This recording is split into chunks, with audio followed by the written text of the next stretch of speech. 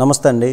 ఆంధ్రప్రదేశ్లో ప్రతి సమస్యకు ఏ సమస్య వచ్చినా గత 5 ఏళ్ల వైసీపీ పాలనే జగన్మోహన్ రెడ్డి కారణమే విధ్వంసం చేసేశాడు రాష్ట్రాన్ని, అదే కారణం అని చెప్పేసి ఆరోపించడం కూటమి నేతలకు అలవాటైపోయిందని ఇప్పుడు ప్రజలు అనుకుంటున్నటువంటిది. కూటమి నేతల విమర్శలకు మించి అనుకూల మీడియా రాతలు వాటి విమర్శలు చెప్పాల్సినటువంటి పని లేదు. వాటి గురించి కూటమికి రాజకీయంగా నష్టం వస్తుందని భావిస్తే చాలు మీడియా సెన్సార్ విధిస్తుంది. అయితే సోషల్ మీడియా బలంగా ఇప్పుడు ఉండటంతో ఏది కూడా విషయం దాగడం లేదు. అయితే ఇప్పుడు వైసీపీ పాలనలో మంచి పనులేవి జరగలేదని పదే పదే చెప్పడం ద్వారా ఆ పార్టీ అంటే భయాన్ని సృష్టించడం, ప్రజల్లో భయాన్ని సృష్టించడమే ఏకైక లక్ష్యంగా ఎజెండాగా పనిచేస్తున్నారు. ఇదే కూటమి ప్రభుత్వంలో జమ్మలమడుగు, ఆళ్లగడ్డ, అలాగే ఉత్తరాంధ్రలో కాంట్రాక్టర్లు, పారిశ్రామిక సంస్థలపై దాడుల్ని లోకానికి తెలియకుండా కప్పిపుచ్చే ప్రయత్నం చేస్తున్నారు. సామాన్య ప్రజలు కూడా ఈ కూటమి నేతల దాడులకు గురవుతున్నారు. మరీ ముఖ్యంగా టీడీపీ, జనసేన సామాన్య కార్యకర్తలు కూడా ప్రభుత్వ పెద్దల దౌర్జన్యాలకు గురవుతున్నారు.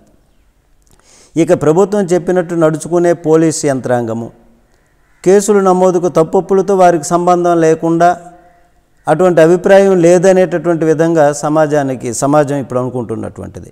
రెడ్ బుక్లో లోకేష్ బాబు గారు పాదయాత్ర సందర్భంగా కుప్పం నుంచి పాదయాత్ర స్టార్ట్ చేశారు. అదే సమయంలో రెడ్ బుక్లో పేర్లు రాస్తాము, ఎవరైతే మా కార్యకర్తను, మా నాయకులను, తెలుగుదేశం పార్టీ కార్యకర్తలు, నాయకులను వేధిస్తున్నారో అట్లాంటి వాళ్ళ పేర్లు రాస్తాము, వాళ్ళని మేము అధికారంలోనికి వచ్చిన తర్వాత వాళ్ళ భరతం పడతాము అన్నటువంటి విధంగానే ప్రభుత్వంలోనికి వచ్చిన తర్వాత ఆ రెడ్ బుక్ను మాత్రం ఉన్నది ఉన్నట్లుగా అమలు చేస్తున్నటువంటి పరిస్థితి. సూపర్ 6 అయితే మాత్రం మీ అందరికీ తెలిసినటువంటి పరిస్థితి ఏ విధంగా అమలు చేస్తున్నారు అన్నది. అయితే ఈ విధంగా రెడ్ బుక్లు నమోదు చేసుకున్నటువంటి ప్రకారము అధికారులు, వైసీపీ నేతలు ప్రభుత్వానికి టార్గెట్ అయ్యారు. ఇందులో భాగంగా కొందరు ఉన్నతాధికారులు 9 నెలలుగా పోస్టింగులకు కూడా నోచుకోలేదు. అలాగే ముంబై నటి కాదంబరి జత్వాని, తిరుపతి జనసేన ఇన్ఛార్జ్ బాధితురాలు లక్ష్మీ వ్యవహారంలో పోలీసుల తీరుపై సర్వత్రా విమర్శలు వెల్లువెత్తుతున్నాయి. ఇప్పుడు అధికారం అండగా ఉంటే బాధితులపైన కేసులు నమోదు చేయొచ్చని ఇప్పుడే కొత్తగా చెప్పాల్సినటువంటి పని లేదు.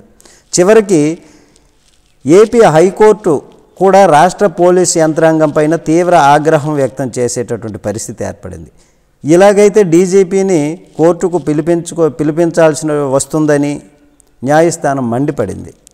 ఈ నేపథ్యంలో వల్లభనేని వంశీని అరెస్టుపై వైసీపీ నేతలు ఫైర్ అవుతున్నారు. ఇది ముమ్మాటికి కక్షపూరిత చర్య అని వైసీపీ సీనియర్ నేతలు బొత్స సత్యనారాయణ, అలాగే భూమన కరుణాకర్ రెడ్డిలు విమర్శించారు.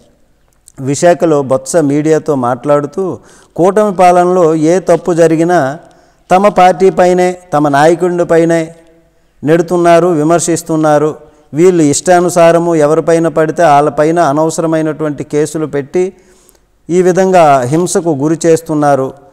ఎప్పుడు కూడా ఇది ఇలాగే వీళ్ళు వెళ్ళిపోరు, అటుదిటు జరుగుతుంది అని చెప్పేసి ఆయన ఆరోపించడము, అలాగే వైసీపీపై నిందలు వేస్తూ కూటమి నేతలు ఇంకెంతకాలం బతుకుతారు అనేటటువంటి అభిప్రాయాన్ని ఆయన వ్యక్తం చేశారు, ఆయన నిలదీశారు. దీనిపైన మీ కామెంట్ తెలియచేయండి. నమస్తే.